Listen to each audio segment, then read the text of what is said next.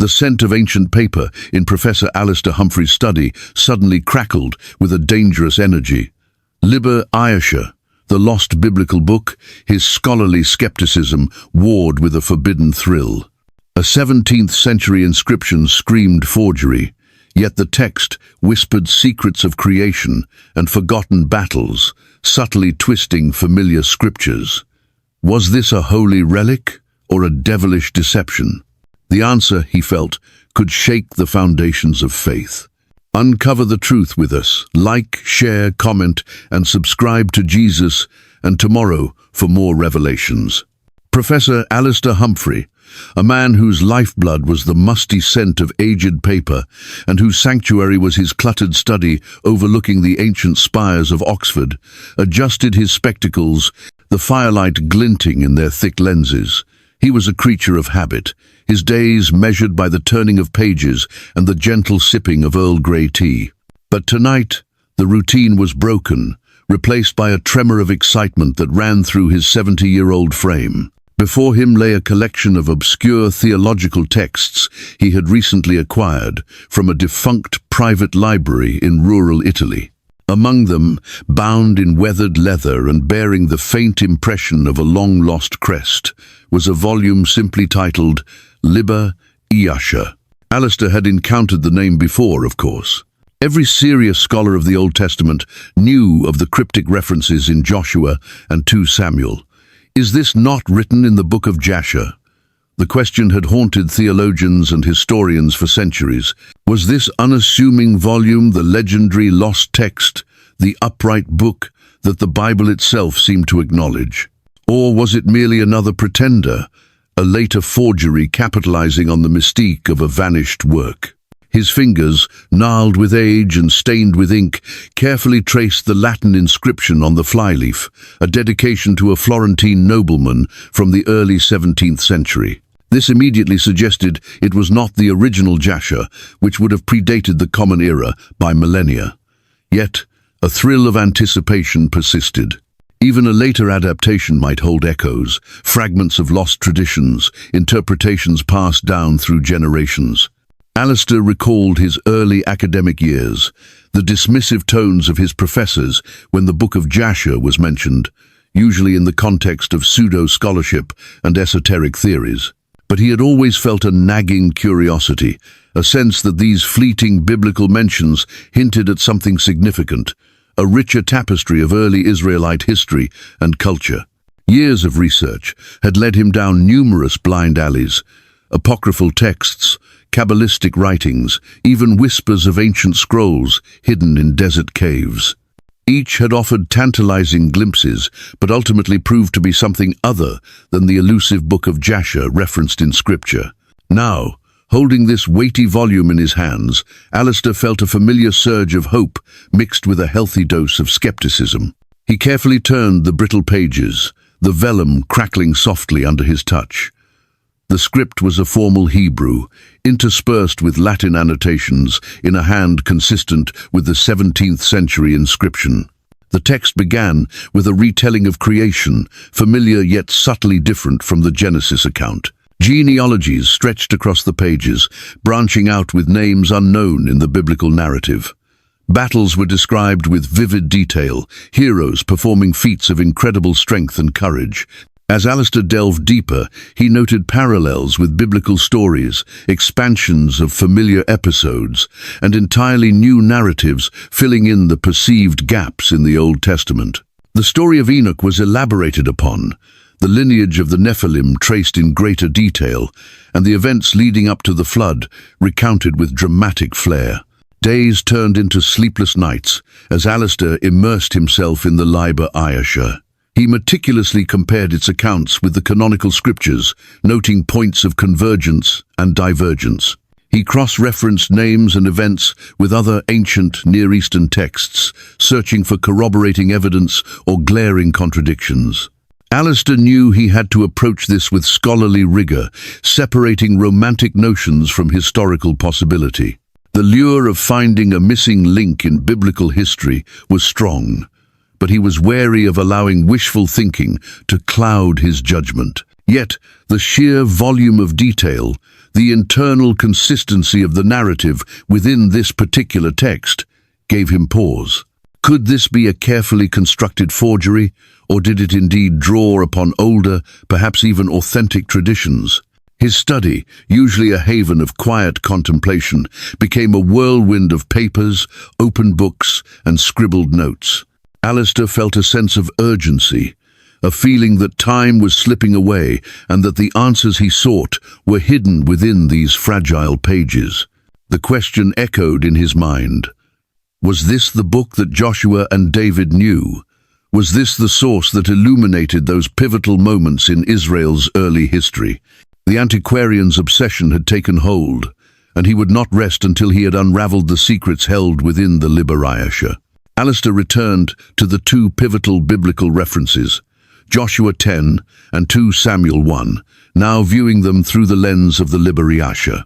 He laid his well-worn King James Bible beside the Italianate Hebrew text, the stark contrast between the familiar verses and the expanded narrative before him, creating a palpable tension in the room. He reread Joshua 10:12, -13. Then spake Joshua to the Lord in the day when the Lord delivered up the Amorites before the children of Israel. And he said in the sight of Israel Sunday, Stand thou still upon Gibeon, and thou, moon, in the valley of Ajalon. And the sun stood still, and the moon stayed, until the people had avenged themselves upon their enemies. Is not this written in the book of Jasher? So the sun stood still in the midst of heaven, and hasted not to go down about a whole day. The medieval Liber-Iasha offered a significantly more detailed account of this miraculous event. It described not only Joshua's impassioned prayer, but also the celestial signs that preceded it, a great darkness falling upon the Amorite army, followed by an inexplicable stillness in the air. The text elaborated on the divine intervention, portraying angels holding back the cosmic spheres at God's command.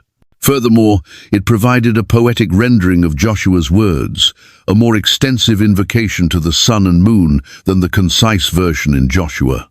Alistair noted with interest that the Liber-Iasha placed this event within a broader context, detailing specific acts of valor by the Israelite tribes and attributing the Amorite defeat not solely to the prolonged daylight, but also to a divinely orchestrated panic that seized their ranks.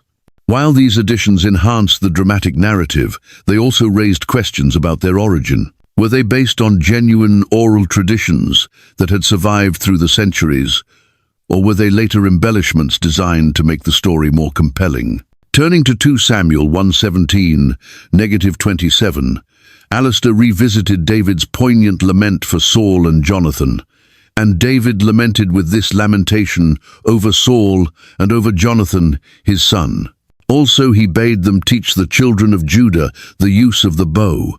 Behold, it is written in the book of Jasher, The beauty of Israel is slain upon thy high places. How are the mighty fallen? The Liber-Iasha contained a version of the Song of the Bow that was recognizably the same as the one in 2 Samuel, yet it also included additional verses, stanzas that spoke of Saul's early bravery and Jonathan's unwavering loyalty in even more effusive terms. These extra lines painted a richer, more nuanced portrait of the fallen heroes, delving into their personal qualities and their bond with David. Alistair found himself deeply moved by the extended lament. It felt more complete, more emotionally resonant than the biblical version.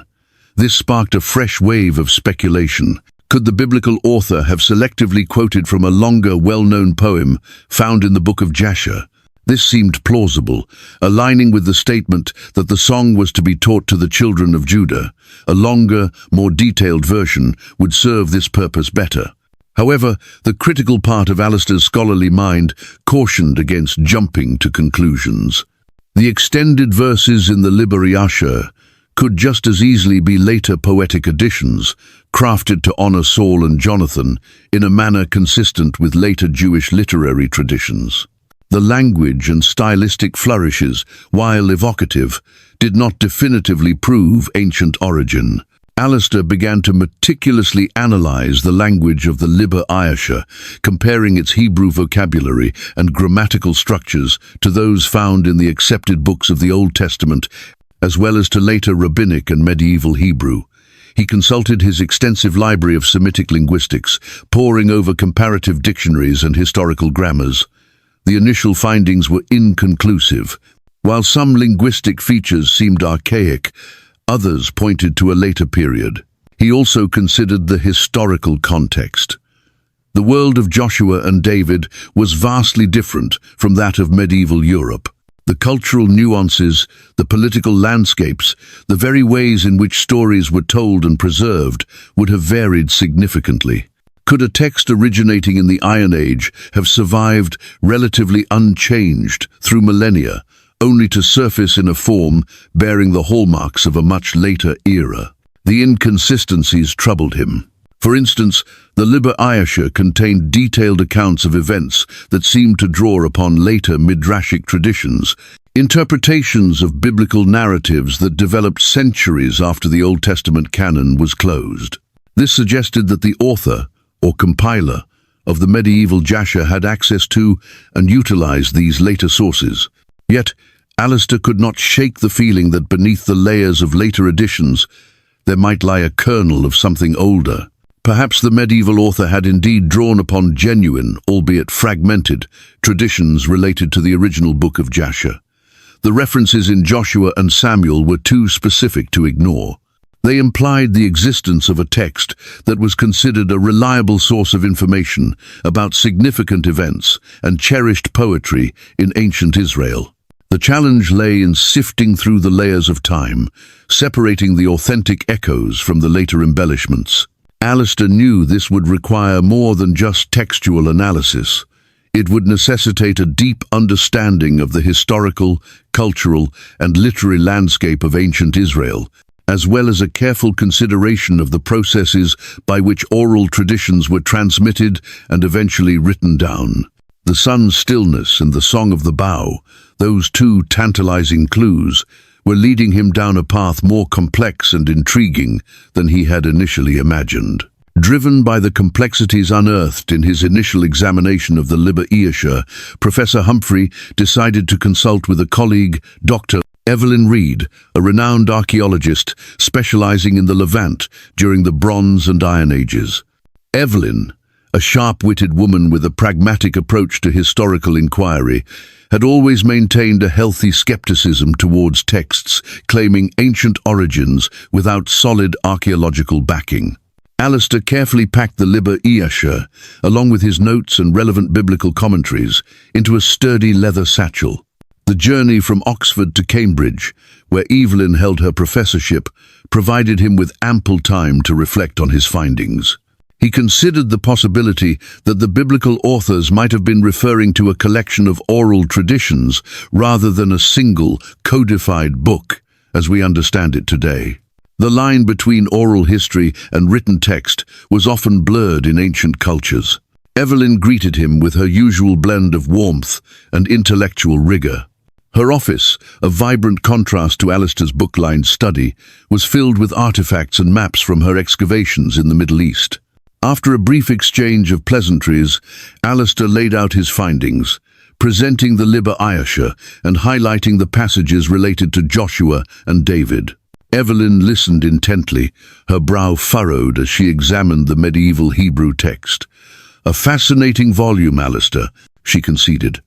"But as you yourself have likely concluded, the linguistic markers strongly suggest a much later provenance than the time of Joshua or David." Alistair nodded. Indeed, the presence of midrashic elements and linguistic features point to a medieval origin, likely no earlier than the 16th century, based on the Florentine inscription. "Precisely," Evelyn affirmed. "So, the question isn't whether this is the biblical book of Jasher, but rather, did the author of this text have access to older traditions or sources, perhaps even genuine fragments related to the original?" This was the crux of Alistair's inquiry. He shared his observations about the expanded narratives and poetic verses, the details that, while not contradicting the biblical account, offered a richer, more textured portrayal of those ancient events. Evelyn leaned back in her chair, her gaze thoughtful. Oral traditions can be remarkably resilient, Alistair. Stories, especially those tied to significant historical or cultural moments, can be passed down through generations, evolving and accumulating details over time. It's conceivable that the author of this medieval jasher drew upon such traditions. She then recounted instances from her own archaeological work, where local folklore had surprisingly aligned with findings from ancient sites, suggesting a long-term preservation of historical memory within a community. However, she also cautioned, but we must be wary of romanticizing oral tradition. It's susceptible to embellishment, misinterpretation, and the influence of later cultural narratives. Without corroborating archaeological or textual evidence from the relevant periods, it's difficult to definitively say what elements in this jasher, if any, can be traced back to the time of Joshua or David. Their conversation extended for hours, delving into the literary conventions of ancient Israel, the development of Hebrew script, and the known corpus of non-canonical Jewish literature. Evelyn pointed out that the medieval period saw a resurgence of interest in biblical narratives and a flourishing of midrashic and para-biblical writings, making it a plausible time for the creation of a text like the Liber Iasher. Before Alistair departed, Evelyn mentioned a cryptic manuscript she had encountered several years prior during an excavation in the Judean hills. It was a fragmented scroll, dating back to the Second Temple period, containing a collection of what appeared to be early Israelite poetry and historical allusions. While not explicitly identified as the Book of Jasher, some of the themes and stylistic elements had reminded her of the passages in Joshua and Samuel. The scroll is currently in the archives of the Israel Antiquities Authority, Evelyn explained. It's heavily fragmented, and the translation and interpretation are still ongoing. But it might be worth your while to take a look. Perhaps it could shed some light on the literary landscape of early Israel and give us a better understanding of what a text like the Book of Jasher might have been. Alistair's curiosity was piqued. This was a tangible lead, a potential link to a period much closer to the time of the biblical references. He thanked Evelyn profusely for her insights and the invaluable suggestion. His focus now shifted from the medieval Liber Iasher to the possibility of uncovering earlier textual evidence. The quest for the Book of Jasher had taken an unexpected, yet potentially more fruitful turn. The dusty pages of a later manuscript had led him to the threshold of a much older mystery, one that lay buried beneath the sands of time, waiting to be unearthed and deciphered. Professor Humphrey, invigorated by Evelyn's lead, made arrangements to travel to Jerusalem. The prospect of examining a Second Temple period scroll that might bear a connection to the elusive Book of Jasher filled him with a renewed sense of purpose. He navigated the bureaucratic channels of the Israel Antiquities Authority, his reputation as a respected scholar paving the way for access to the carefully preserved fragments. The archives were a hushed sanctuary, a climate-controlled environment where remnants of the past lay cradled in acid-free paper and meticulously catalogued. Alistair was led to a private room, where a conservator presented him with a series of delicate fragments encased in protective glass. The scroll was indeed heavily damaged, broken into numerous pieces, some no larger than a fingernail. The ink, though faded, still clung to the ancient parchment, hinting at the words that had been written millennia ago. Under the watchful eye of the conservator, Alistair began his examination. He used a magnifying glass to study the script, noting its characteristics, the forms of the letters, the spacing between words, the way the scribe had used the writing surface. He recognized the Hebrew script as being consistent with the Second Temple period, aligning with Evelyn's initial assessment. The fragments contained lines of poetry, historical allusions, and what appeared to be descriptions of battles or significant events. Some passages resonated with themes found in the Old Testament, while others spoke of unfamiliar episodes and individuals.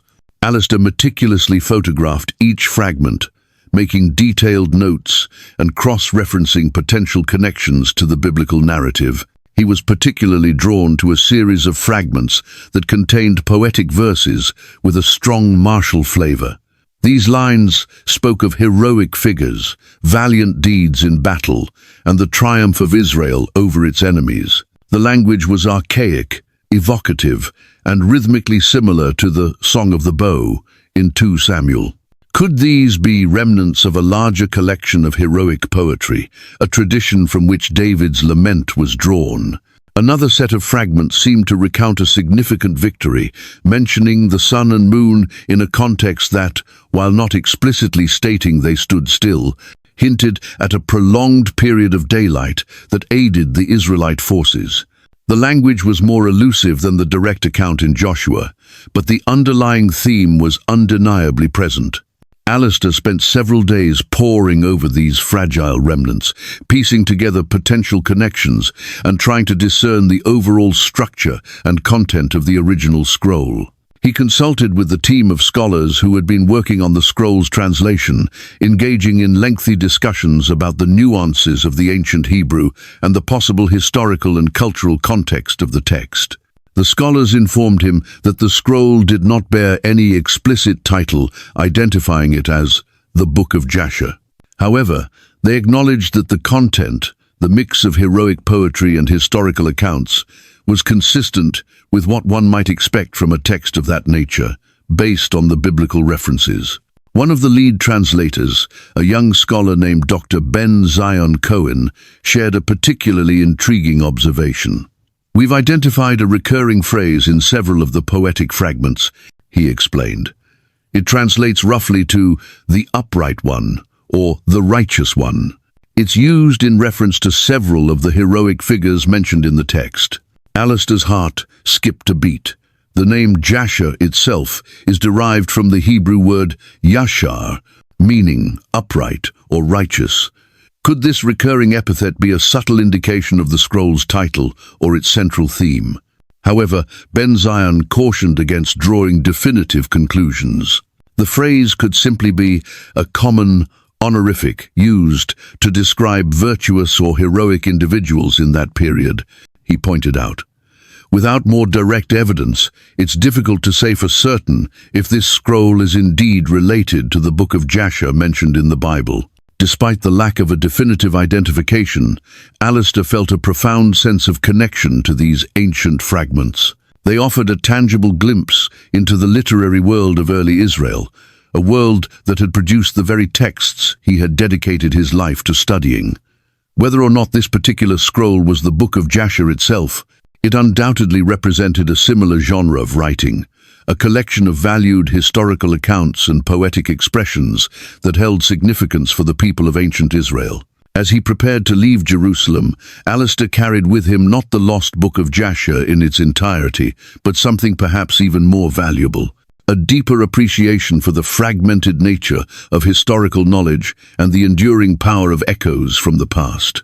The fragile fragments in the archives had not solved the mystery, but they had enriched it, adding another layer to the ongoing quest for understanding the literary and historical context of the Bible. The journey had just begun, and Alistair knew that the pursuit of the Book of Jasher would continue, fueled by the tantalizing whispers from these ancient stones. Returning to Oxford, Professor Humphrey felt a renewed sense of purpose.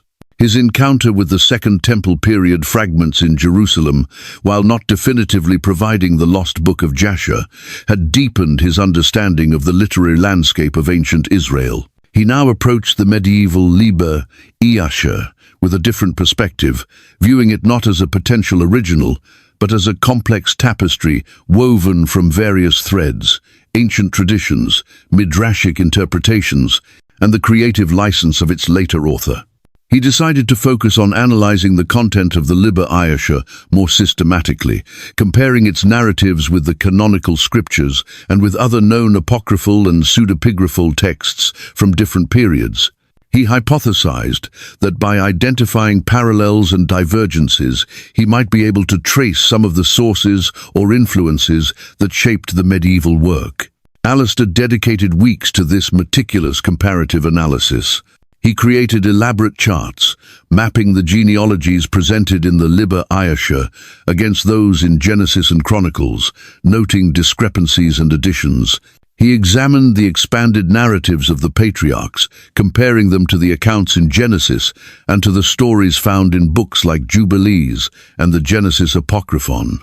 He noticed a recurring tendency in the Liber Iasha to provide more detailed motivations for the actions of biblical figures, to flesh out their personal lives, and to attribute specific speeches and dialogues to them. While these additions often made the stories more engaging, they also bore the hallmarks of later literary embellishment, filling in the gaps left by the concise style of the biblical narrative.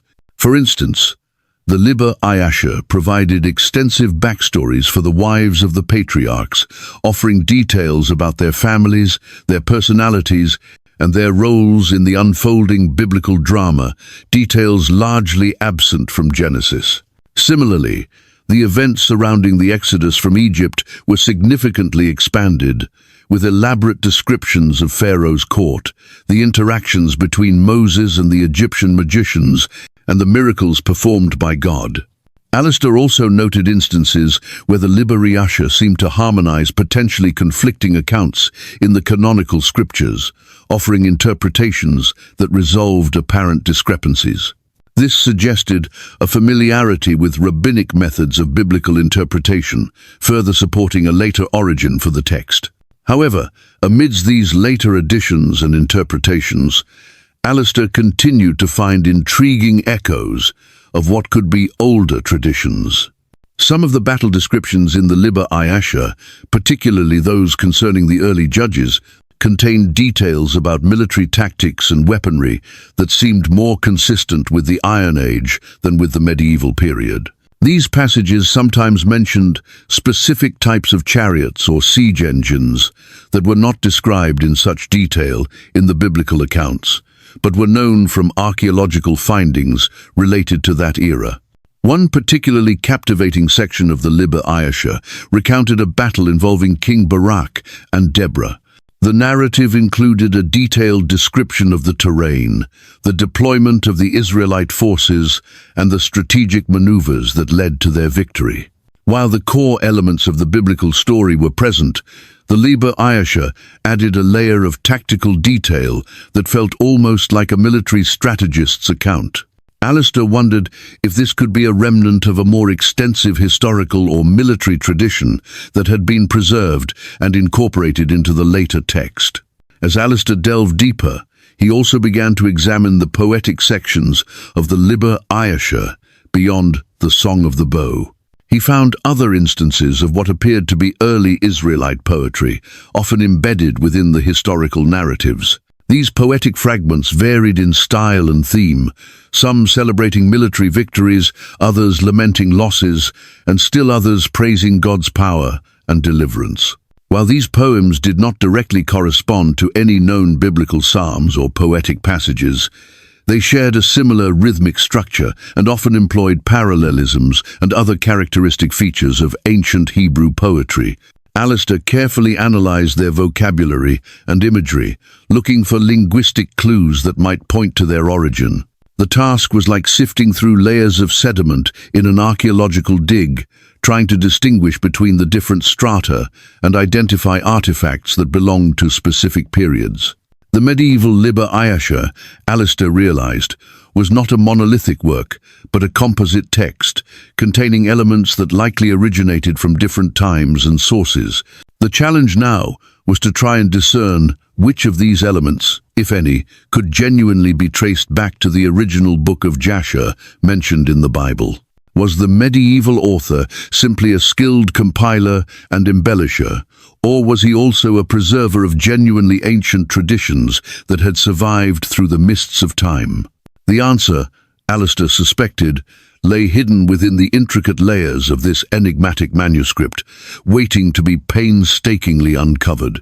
One particularly dreary afternoon, as rain lashed against the windows of his Oxford study, Professor Humphrey stumbled upon an anomaly within the Liber Iasha that sent a jolt of excitement through his weary frame. He had been meticulously examining the genealogical tables, comparing the names and lineages with those found in the Septuagint, the Vulgate, and various other ancient translations of the Old Testament. He noticed a seemingly random series of small dots above certain letters in the Hebrew text, scattered across several pages within the section recounting the early judges. At first, he dismissed them as accidental ink marks or damage to the aged vellum. However, their consistent placement above specific consonants caught his attention. They appeared to follow no discernible pattern related to vowel pointing or grammatical notation. Alistair, a seasoned cryptographer in his younger years, felt a familiar stirring of intellectual curiosity. Could these seemingly insignificant dots be part of a hidden cipher? The idea was far-fetched, but the systematic nature of their placement intrigued him. He decided to treat them as potential encoded letters. He began by assigning a numerical value to each Hebrew consonant and then mapping the dotted letters to their corresponding numbers. He experimented with various transposition and substitution ciphers, drawing upon his knowledge of historical encryption methods. Hours turned into a frustrating cycle of dead ends. Just as he was about to abandon the endeavor, a thought struck him. What if the dots represented not a direct substitution, but an indication of letters to be extracted and rearranged? He meticulously copied down the dotted letters from several consecutive pages, noting their order within the text. Rearranging the letters, he began to look for meaningful Hebrew words. After several attempts, a sequence emerged that made his heart pound. Zecher Sefer Hayisha, Zecher Sefer Hayasha, a remembrance of the book of Jasher. The phrase was brief, almost a whisper from the past, but its implications were profound. Could this hidden cipher, embedded within the medieval manuscript, be a clue to its author's intent or the sources he utilized? Was it a subtle acknowledgement that this text was not the original book of Jasher itself, but rather a recollection, a remembrance drawn from earlier sources? Alistair felt a surge of adrenaline. This discovery added a new layer of complexity to the puzzle. It suggested that the author of the Liber Iasha was aware of the distinction between his work and the ancient text mentioned in the Bible. The cipher could have been a discreet way of conveying this to discerning readers, a hidden message embedded within the fabric of the manuscript. Buoyed by this breakthrough, Alistair returned to the narratives themselves, looking for other subtle clues or inconsistencies that might support this interpretation. He began to pay closer attention to instances where the author explicitly stated that he was drawing upon ancient traditions, or the words of the elders. He also re-examined the passages that seemed to contain anachronisms or later midrashic interpretations. Could these have been consciously incorporated by the author, perhaps to bridge the gap between the ancient narratives and the understanding of his own time? As Alistair delved deeper into the text with this new perspective, he made another startling observation. Within one of the expanded battle narratives in the Book of Judges, specifically the account of Gideon's victory over the Midianites, he found a lengthy quotation attributed to a previously unknown figure, a chronicler named Ethan the Ezrahite. The quoted passage, written in a more archaic style of Hebrew than the surrounding text, provided a different perspective on the events, focusing on the strategic brilliance of Gideon and the divine intervention that secured the Israelite triumph. The passage ended with a poignant reflection on the importance of remembering God's acts of deliverance throughout history. Alistair recognized the name Ethan, the Ezrahite. He was mentioned in the Bible as the author of Psalm 89 and was associated with wisdom literature. The inclusion of a quotation attributed to him within a historical narrative in the Liber Iasha was unexpected and intriguing. Could this be a genuine fragment from another ancient text, one that the author of the medieval Jasher had access to and incorporated into his work? Or was it a literary device, a way of lending an air of antiquity and authority to his account?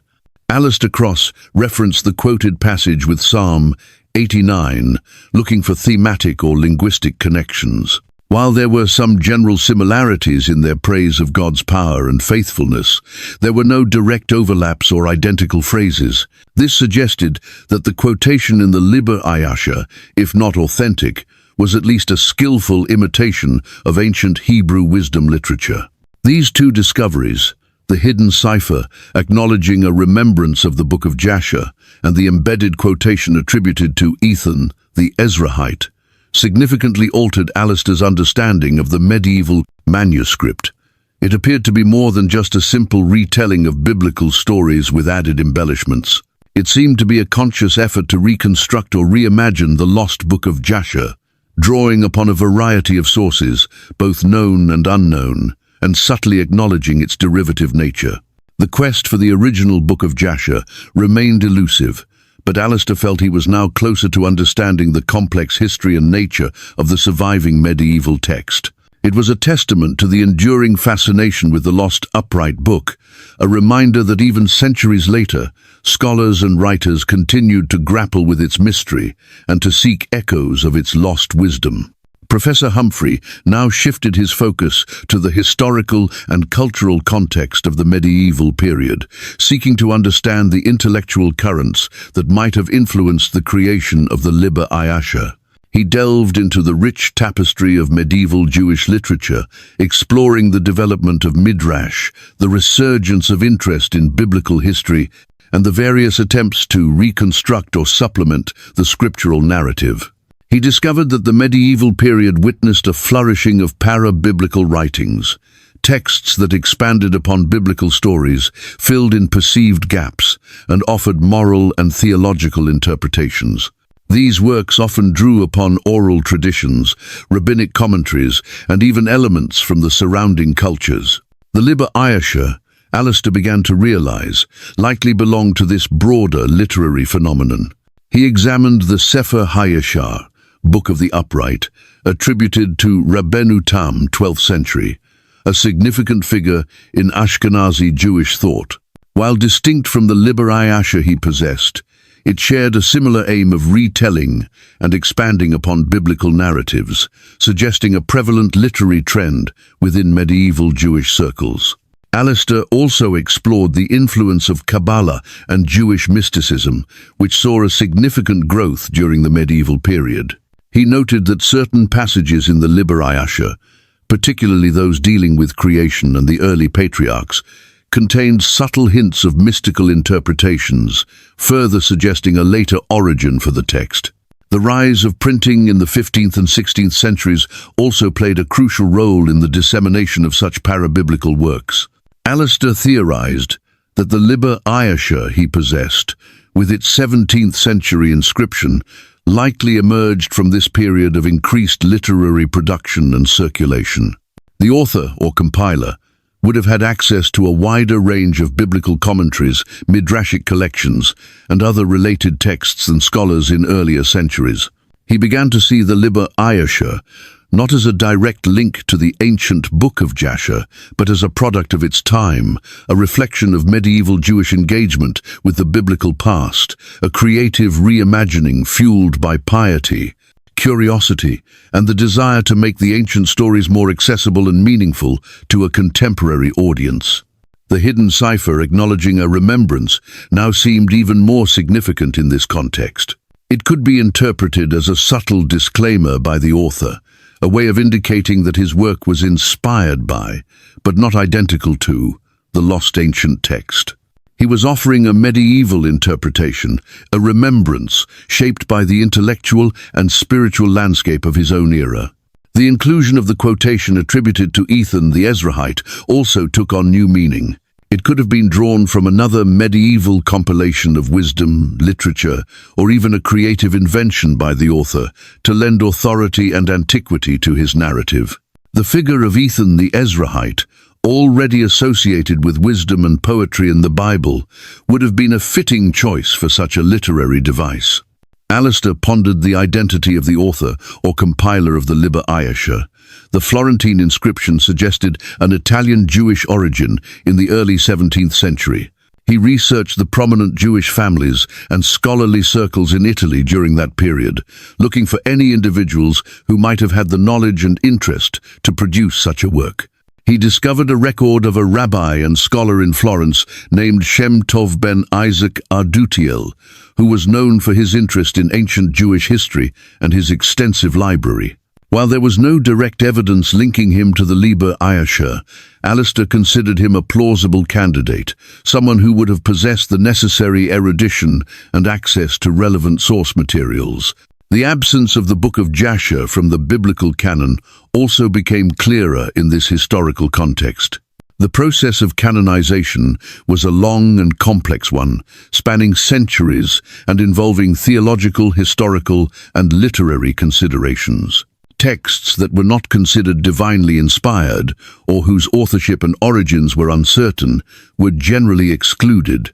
Para-biblical works like the medieval Liber Iasher, emerging much later than the generally accepted period of biblical authorship, would not have met the criteria for inclusion in the canon.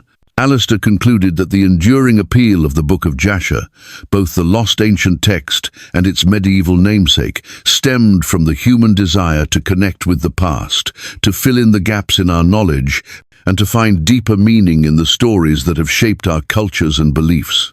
The medieval Liber Iasher, while not the missing link in biblical history, served as a fascinating testament to this enduring fascination, offering a unique window into how later generations engaged with and reimagined their sacred texts. The quest for the original Book of Jasher might remain ongoing, perhaps forever shrouded in the mists of antiquity. But Alistair now appreciated the value of the medieval Liber Iasher in its own right, not as a definitive answer, but as a compelling chapter in the long and intricate story of how humanity has sought to understand its past and its relationship with the divine. Years turned into decades for Professor Alistair Humphrey. His study remained his sanctuary, the Liber Iasher, a constant presence amidst the ever-growing stacks of research materials. While he never definitively concluded that the medieval text held substantial direct links to the original biblical Book of Jasher, his work had become a seminal study on the history of para-biblical literature and the enduring allure of lost texts. As Alistair aged, the torch of scholarly inquiry began to be passed to a new generation, Dr. Ben Zion Cohen. The young scholar he had met in the archives of the Israel Antiquities Authority had become a leading expert in early Israelite literature. He had continued his work on the Second Temple period scroll, and his published findings had garnered international acclaim. One crisp autumn afternoon, Ben Zion contacted Alistair. "Professor Humphrey," his voice held a note of excitement over the transatlantic line, "I believe I may have stumbled upon something that could be of great interest to your work on the Book of Jasher." Alistair, his hearing not what it once was, leaned closer to the receiver. "Indeed, Dr. Cohen. What have you found?" "Our team has been digitizing a collection of previously uncatalogued manuscripts from a private archive in Zurich," Ben Zion explained. "Among them is a fragment of a text that bears a striking resemblance to some of the poetic passages we found on the Second Temple scroll, but this fragment is more complete and explicitly attributes the verses to the Book of the Upright." Alistair's heart quickened. "The Book of the Upright? You mean Jasher?" "The language is consistent with the late Second Temple or early Roman period," Ben Zion continued cautiously. "It's still heavily fragmented, but it contains enough coherent text to suggest it's part of a larger collection of heroic poetry and historical narratives, much like what we speculated the original Book of Jasher might have been." He went on to describe the content of the fragment: "A powerful lament for a fallen warrior, filled with archaic Hebrew vocabulary and stylistic parallels to the Song of the Bow. There were also allusions to a battle where the sun's light seemed to linger longer than usual, aiding the Israelite forces, though, again, the description was poetic and less direct than the account in Joshua." Ben Zion explained that the digital images of the fragment were now available in an online scholarly archive, and he provided Alistair with the access details. "I know your work on the medieval Jasher has been extensive, Professor," he said, "and I thought you might find this earlier fragment invaluable in contextualizing its later interpretations and perhaps even identifying genuine echoes of the original." Alistair, despite his advanced age, felt a surge of intellectual energy. He spent the next few days navigating the digital archive, his eyes glued to the high-resolution images of the newly discovered fragment. The archaic Hebrew script was challenging to decipher, but with Ben Zion's preliminary transcription and his own deep knowledge of the language, Alistair began to piece together the verses. The lament was indeed powerful and evocative, filled with raw emotion and vivid imagery. The allusions to the prolonged daylight, while not a direct account of the sun standing still, resonated with the themes found in Joshua 10 and hinted at a tradition of divine intervention in Israelite battles. Alistair meticulously compared the language and style of this fragment with the poetic passages in the medieval Liber Iasha and with the fragments from the Judean Hills scroll. He found intriguing similarities in vocabulary and meter, suggesting a possible continuity of poetic tradition over centuries. He also noticed differences. The language of the newer fragment appeared more archaic, lacking some of the later linguistic features found in the other texts. This lent credence to its earlier dating. Alistair contacted Ben Zion again, sharing his observations. They engaged in a lively discussion, debating the nuances of the Hebrew and the potential implications of this new discovery. Both scholars agreed that while this fragment was not the complete Book of Jasher, it represented a significant find, offering the most direct textual evidence yet of a collection of early Israelite heroic poetry and historical narratives that likely predated the biblical accounts as we know them. The digital age, Alistair mused, had opened up new avenues for scholarly inquiry, allowing researchers from across the globe to collaborate and examine ancient texts with unprecedented detail. The lost Book of Jasher remained an enigma, but the ongoing work of scholars like Ben Zion, combined with the accessibility of digital archives, offered a glimmer of hope that more pieces of this historical puzzle might one day be found. Alistair knew his own active research days were drawing to a close, but he felt a profound satisfaction in witnessing the next generation of scholars carrying the torch. The quest for the Book of Jasher, it seemed, would continue, fueled by new discoveries and the enduring human fascination with the mysteries of the past. The medieval Liber Iasha, once the focus of his obsession, now stood in a broader context, illuminated by the faint but persistent light of these earlier, more authentic echoes of the lost, upright book. As the years advanced, Professor Humphrey found himself increasingly reflecting not just on the textual mysteries of the Book of Jasher, but also on the ethical considerations surrounding its study and interpretation. The allure of a lost text, especially one seemingly endorsed by the Bible itself, carried a significant weight, and Alistair recognized the potential for misinterpretation and the misuse of such material. He had witnessed firsthand the fervor with which some individuals embraced the medieval Liber Iasha as genuine, incorporating its expanded narratives and sometimes speculative details into their religious beliefs and historical understandings. While Alistair respected the sincerity of such seekers, he also felt a deep responsibility as a scholar to emphasize the importance of critical analysis and contextual understanding. The discovery of the earlier fragments, while exciting for the academic world, further highlighted this ethical crossroads. If more substantial portions of a text resembling the Book of Jasher were to be found, how would they be received? Would they be carefully studied within their historical and literary context, or would they be sensationalized and potentially used to undermine or distort established religious traditions? Alistair believed that the pursuit of historical knowledge should always be guided by intellectual honesty and a commitment to rigorous methodology. The Book of Jasher, whatever its true nature, offered a glimpse into the complex literary and cultural landscape of ancient Israel, a world that shaped the very foundations of Judaism and Christianity. Understanding this context was crucial for a richer appreciation of the Bible, but it should not lead to a simplistic or literalistic acceptance of every non-canonical text as divinely inspired truth. He began to dedicate more of his time to writing, not just academic papers for his peers, but also more accessible essays and lectures aimed at a wider audience. In these works, he carefully explained the historical context of the biblical references to the Book of Jasher, the complexities surrounding the surviving medieval text, and the significance of the more recent archaeological findings. He emphasized that the Bible itself acknowledges the existence of other books and traditions that were valued in ancient Israel. This did not necessarily mean that these texts were considered part of the divinely inspired canon, but it did suggest a broader literary and cultural milieu from which the biblical narratives emerged. Alistair stressed the importance of understanding the process by which the biblical canon was formed, a process that involved careful discernment and theological reflection over centuries. The absence of the Book of Jasher from this canon was a significant historical fact that should not be ignored.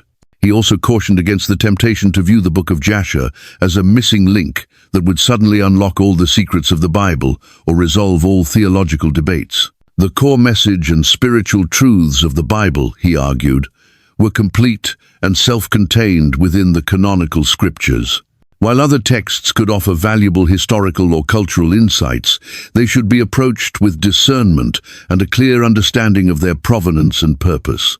Furthermore, Alistair addressed the potential for the misuse of such texts to promote divisive or exclusionary ideologies.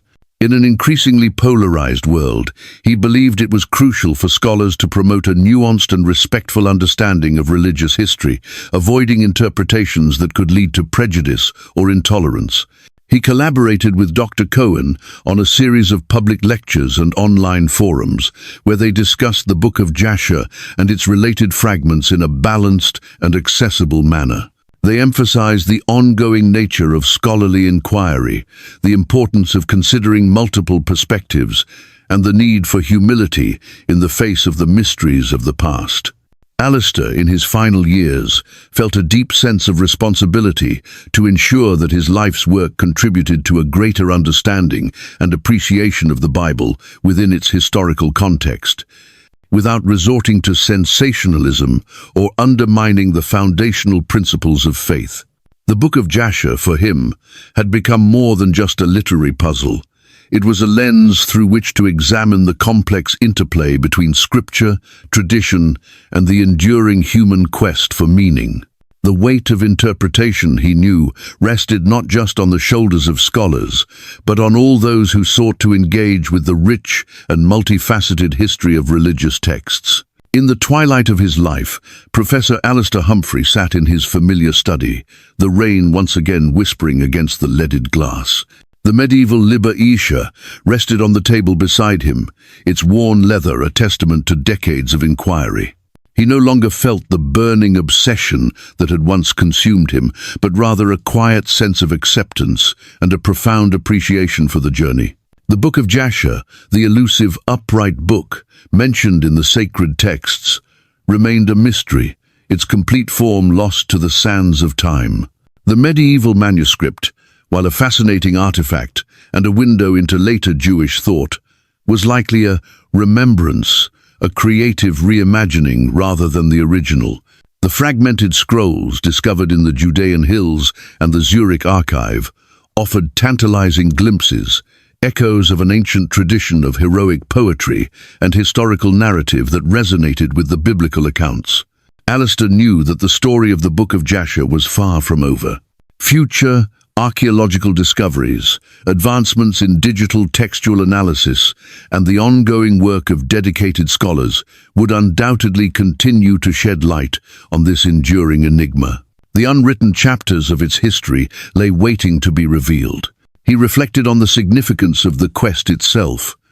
It had led him down winding paths of linguistic analysis, historical investigation, and theological consideration. It had connected him with brilliant minds and deepened his understanding of the rich tapestry of ancient Israelite culture and literature. The Book of Jasher, in its absence and its fragmented presence, served as a powerful reminder of the incomplete nature of historical knowledge. We glimpse the past through broken shards, piecing together narratives from scattered remnants. Yet, within these fragments, we can often discern echoes of truth, whispers of stories that held deep meaning for those who came before us. Alistair hoped that future explorations of the Book of Jasher would be guided by intellectual rigor and a respect for the diverse perspectives it has engendered. The allure of lost texts is potent, but it should not overshadow the importance of critical analysis and contextual understanding. As the fire in his hearth dwindled, casting long shadows across the room, Alistair picked up his worn King James Bible. He turned to the familiar passages in Joshua and 2 Samuel, the verses that had sparked his lifelong fascination. Is not this written in the Book of Jasher?